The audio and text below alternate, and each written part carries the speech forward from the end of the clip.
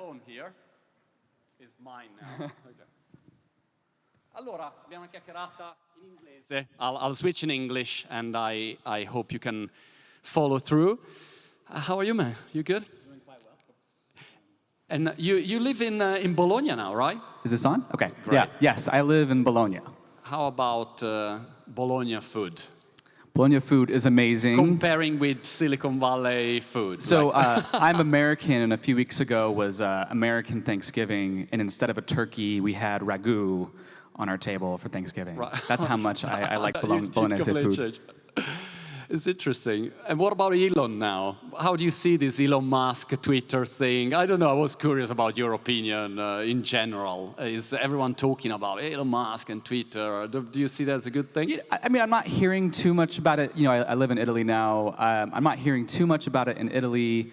I'm going to wait and see how things sort of pan out. I think, you know, a lot of startups in Silicon Valley, they overhired, their teams got too big. And I think that, you know, there is some benefit to rethinking and restructuring the company, but we'll see how it plays out. One interesting thing about this is that often in the, let's say, startup land narrative, there is this topic of hire fast, fire fast, and everyone say, yeah, cool, but for instance, in Italy, you cannot do that. You know, or in Europe, you have different kind of job rules and so on. So what would be your suggestion for an Italian startup that is, you know, trying to grow? And on one side, you have to hire people. On the other side, you can't say, no, you're not good. That's it. Unless, what did Elon say? If you don't click the link in the next 3 hours, you are fired. You cannot do this in Italy. Yeah, I'm not even sure you could do it in the United States either, to be honest. Right. I actually always believed in hire slow. All right. And so, you know, I was the 9th employee, 3rd engineer at Airbnb, and the next engineer wasn't hired for like 4 more months. And we met so many people because we wanted to make sure we got it right. And I also have seen that companies work the best when they can stay small, they can stay lean, they move much faster. Every person you add to your team slows you down. So I think teams should try to stay small, hire slowly. But I also think that, you know, when it's clear that somebody's in the wrong role, the most gracious thing you can do is, first of all, try to help that person, but also maybe help that person see that it's not the right role for them.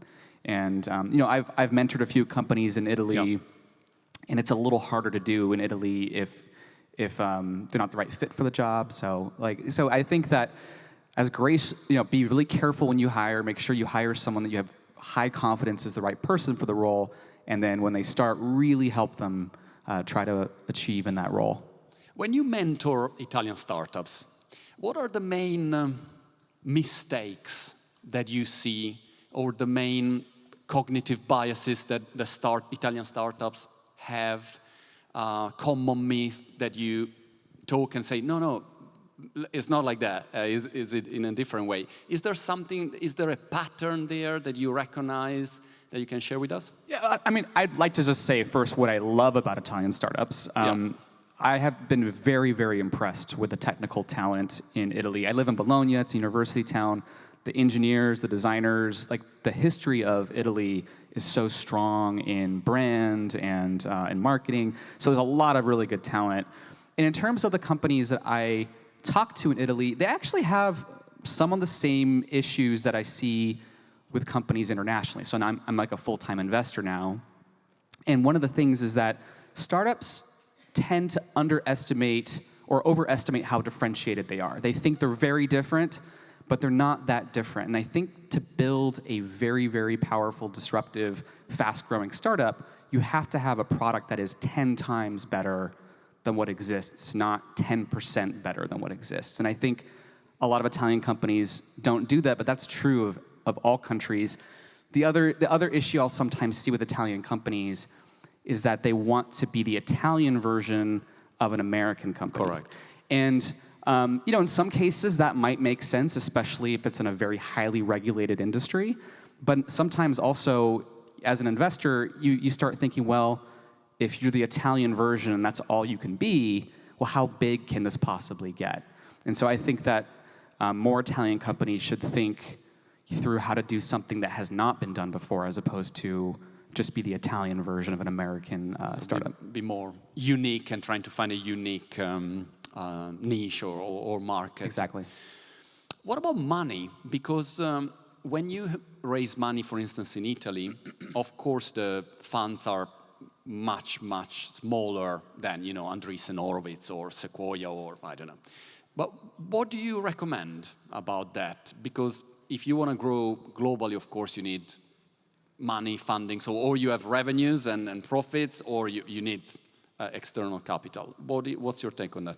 I actually think that raising too much capital can hurt you more than help you, because if you have, constraint breeds a lot of creativity, and I think some of the best run companies are ones in which they have these constraints where they have to really focus and pick the right things to focus on. So I don't necessarily see it as a disadvantage.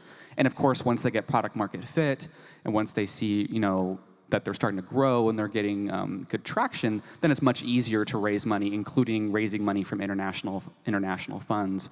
But I tend to think that a mistake, in the last tech era was that so many companies were getting so much money, they hired so many people, and they weren't being disciplined. And I think discipline can create really great companies. Clubhouse, I think, is an example. I remember when they started, they raised so much money from so many different people, and you think, will they be able and will work again? I mean, if you're already more or less rich or you have a lot of money, why should you bother of executing and doing the product? So that's definitely is interesting, the power of not having and trying to leverage that maybe. Yeah, and I think, Airbnb, we really struggled in the early days to raise funds. And the turning point was that we got into Y Combinator, which doesn't give you that much money.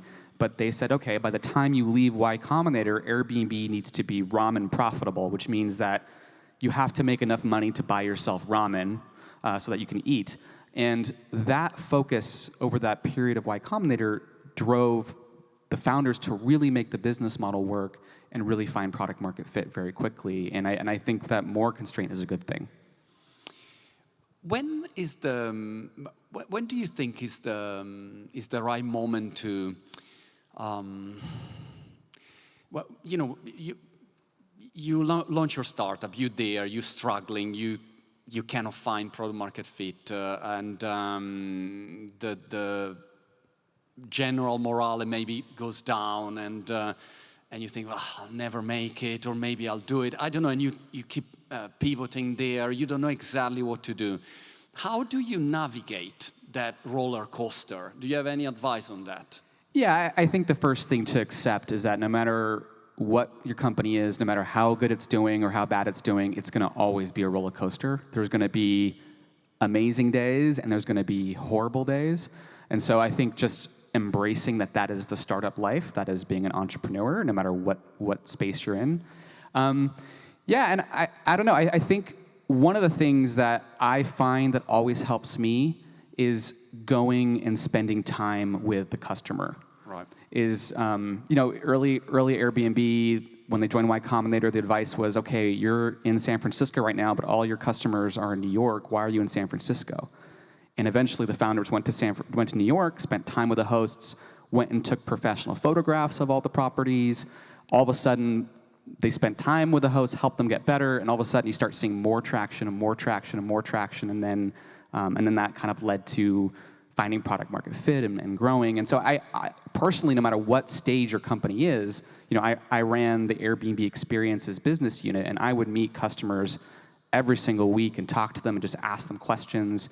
And eventually, you start to see what the problems are, and your customers are extremely excited to tell you everything you're doing wrong with your product. And so I think that when you're stuck, go and talk to your customers. I like it. And how do you understand what is the right feedback to take home? Because a customer can say, shit, I don't want this, and that, you should change that. And but then maybe you have your plan, and you think, well, I appreciate your feedback, but I will do it in a different way, So how do you separate the useless feedback with the right feedback? Yeah, this is a tough one because I think this is one of the hardest parts of being a CEO, a founder, a product manager, is that this push and pull between what the customer says they want versus your vision of how great the future could be if it was done differently. And so I think that that's always going to be a tension point. I think that you need to really spend time with as many customers as possible. So for example, I used to travel around the world, or if you're in Italy, you meet your customers in your city, and I would meet host after host after host after host, and I would get 1,000 ideas, 1,000 different things. Everybody said something different, but almost every host said the exact same 3 things. And so those 3 things are probably very, very true, and then you have to the other 1,000 could be noise, could be true, but turns out if you talk to enough people, you'll start to hear the same feedback again and again. And I think you actually don't even need to talk to too many people to get that effect. Got it. We just have 4 more minutes, but I was curious about your opinion on interesting trends. I'm really passionate about ChatGPT recently. I'm playing a lot with that. 1 million users, by the way, in 4 days. That's insane. What's your opinion about it? No, I think we're entering this golden age of AI. I think it's incredible. I think what the technology can do is amazing. I have a friend who's a professor in biotech, and we can, the same thing, the same technology that can create amazing text could also create the next therapeutic or the next drug of the future. So I think we're entering a new era, and I think it's really, really exciting to see everything it can do. And it still remains to be seen what the downsides are and what the the negative effects could be. But I'm pretty excited about it. The negative effect is that I'm out of work with my videos, because you can clone my voice, ChatGPT write better, text, article, script for videos. You can deep fake me, so basically I won't be necessary anymore. How do you suggest to approach this radical change? And this is actually something that was at the heart of Airbnb, is that, technology is going to do what technology can do really, really well. Technology can make it really easy to book a place. Technology can make it really easy to now design a picture, design a photo. But is to really start to think about what are the things that humans can do uniquely well. And with Airbnb, we found, and especially with Airbnb experiences, we found that humans can make you feel like you belong, can help you make you feel like you're taken care of. It's a very primal need. And I would start to think, okay, these tools are really good and they can help us in some ways be more human, but what is it that humans can do that we don't think technology can do in the next 20, 30 years? And I think that's an interesting area to focus on. Is there any other sector that, living in Italy, in Bologna, you would say, well, maybe a startup in this area would be pretty good? I'm a pretty active investor in Italian startups, and I'm seeing everything across the board, from property tech to fintech to, one of the areas that I even most recently met a company was a company making quantum computers and stuff like that. So I think that Italy is extremely strong across the board. I personally, as I said before, I'm really, really impressed with the technical talent of Italian engineers and Italian scientists, and I wonder if, especially coming out of the universities, there's a good opportunity for deep tech and more than just websites, but actually making technology of the future with a much stronger physical science background. I think is really interesting. And also I think it's interesting, for instance, our common friend Max Ciociola, Music Match, is an example of a company that started in Italy, headquartered in Bologna, and then went worldwide. So there is this new chance now to also have some Italian unicorn. Yes. And you have and Music Match is a very interesting company because they're good not only in AI, but they're also good in community. And that combination of AI and community is very, very powerful. And I think that will continue to be powerful even with the rise of ChatGPT. Fantastic. Giuseppe, ladies and gentlemen, thank you so much. Thank you.